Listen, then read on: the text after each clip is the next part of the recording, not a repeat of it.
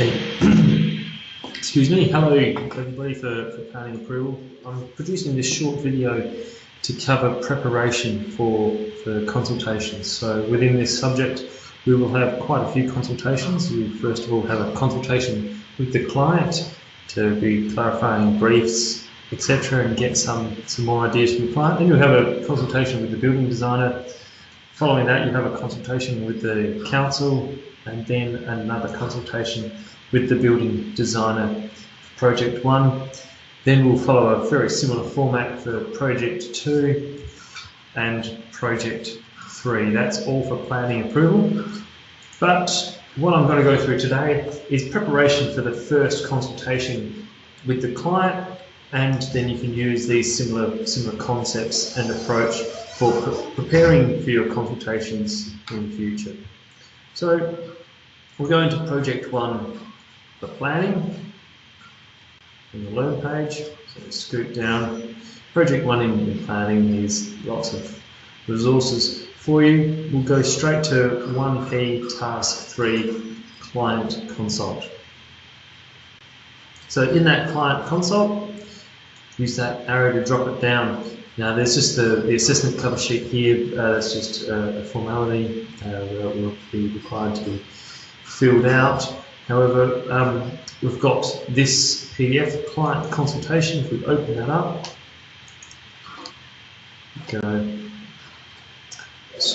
and then scroll down, and here is the guide for the assessment. So students will be assessed on their ability to communicate with the client to gain knowledge required to complete the full set of working drawings. So that is what we have to be doing with our project 1, is complete a full set of working drawings for planning approval. Students shall be working independently, so we consult on a one-to-one basis with the client. Students have one opportunity to speak first to the client face-to-face. Should gaps be identified by the assessor's feedback, students shall have one opportunity to email the client for clarification. Also further to that, you also have that opportunity to email the client for clarification on anything, even if the assessor doesn't find that there were any gaps in the face-to-face communication. So the task, you will be observed on taking clarification of briefs.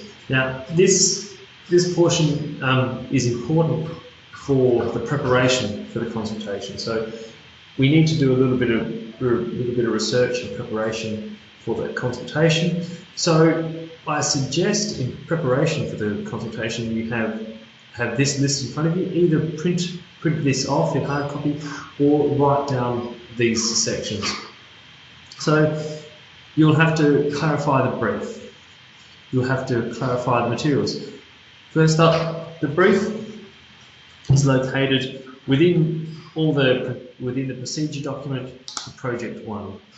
The information about the materials for the project are also included in the procedure document for project 1. Then use of appropriate industry language terminology.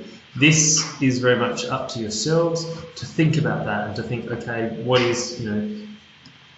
are the correct terms to use for these aspects that we're discussing? So prepare for that to a degree. Then discussion of incorporation of energy efficiencies / sustainability aspects. So that's a major part of the client's brief, is that they want the building to be energy efficient and for sustainable design. You're given that design, you have to think about at least 5 aspects to discuss with the client. So those 5 aspects may be inclusion of solar panels, orientation of the building for solar access, orientation of the building for cross-flow ventilation, location of water tanks, and other sustainable aspects may include use of low-impact materials, low-embodied energy materials, materials with a high thermal mass, etc.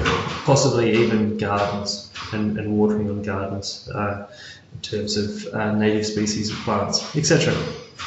So many aspects there that you can bring up with the client.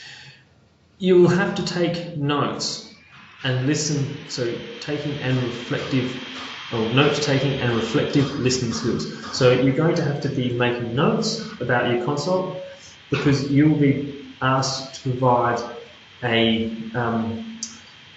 synopsis of that consult back to the client. So you're going to have to be taking notes throughout the process, and also you're going to have to listen to the client. You're going to have to clarify or discuss non-compliant aspects. The client will bring up some things in the discussion that may need clarification in regards to compliance. You're not expected to have all the answers at hand, and certainly within a consultation, if there's something that you don't know, you should feel comfortable to refer back, like to say, well, look, I'll have to have a look at the development plan in regards to that and get back to you. Don't be afraid to do that. That's always going to be a much better course of action than giving misadvice. So, clarification, discussion of non-compliance aspects, and that can include referring back to the client at a later date. Interpret/discuss numerical aspects of reports and design. So there is the requirement that you show your abilities in regards to numeracy. So that numerical aspects of reports and or design would be things such as site setbacks, slope relationships of ground, building heights, fence heights, things like that, things that relate to measurement. So there's going to be some numerical aspects. Make sure you bring those up within the discussion. And then also you'll be assessed on your finalisation of the consultation. So it's about conducting yourself well and engendering a good relationship with that client for further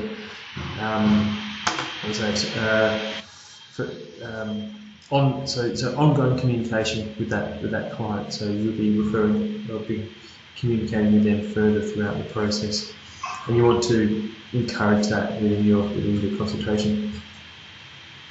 So prior to consultation, students should undertake the brief analysis and desktop research. This you will have already done. Students shall prepare all their questions and points of clarification required from client prior to consultation.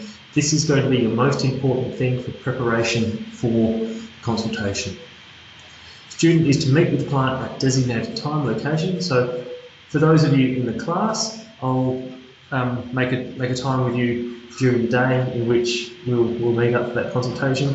For those of you externally, for many of you we've already made a Skype appointment for carrying out the consultation. I'm waiting to hear back on a couple others.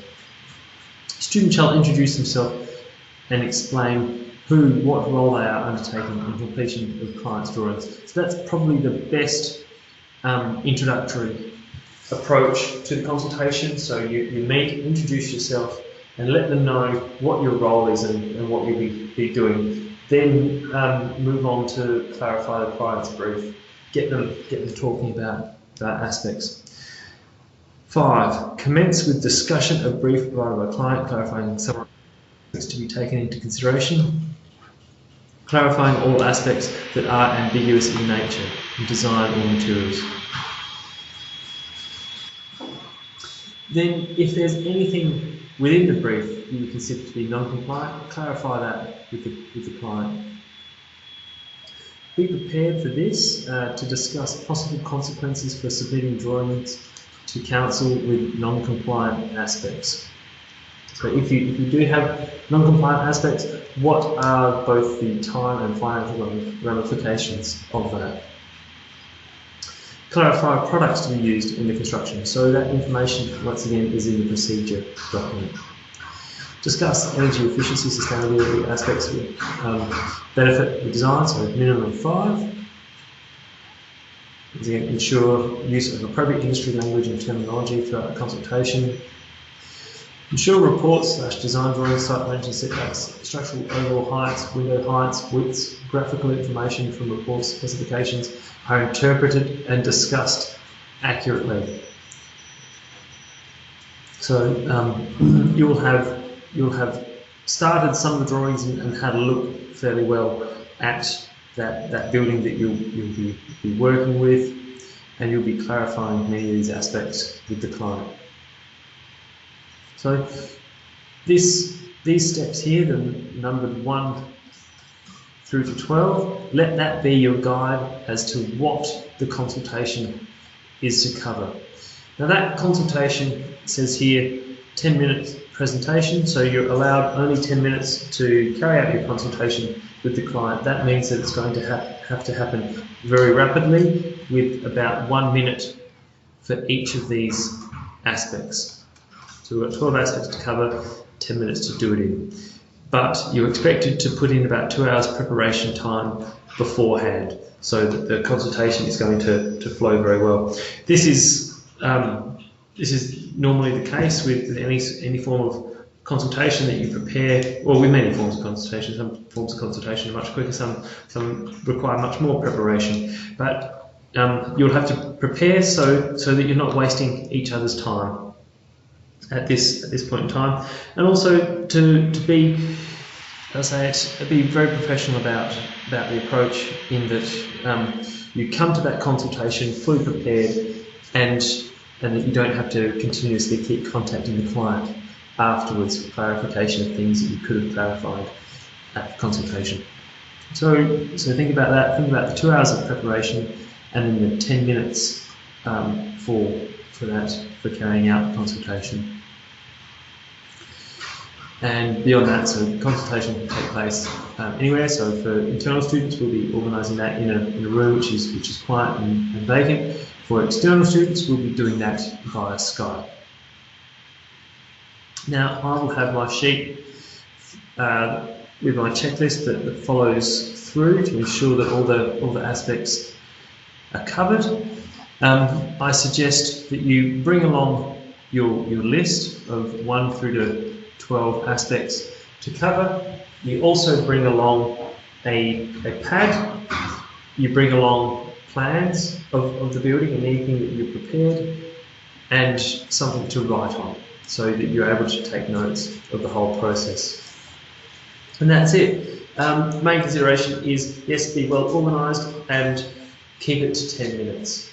So thank you very much for your patience. I look forward to having the consultations with you. If you have any questions, further questions in regards to this, please don't hesitate to email me.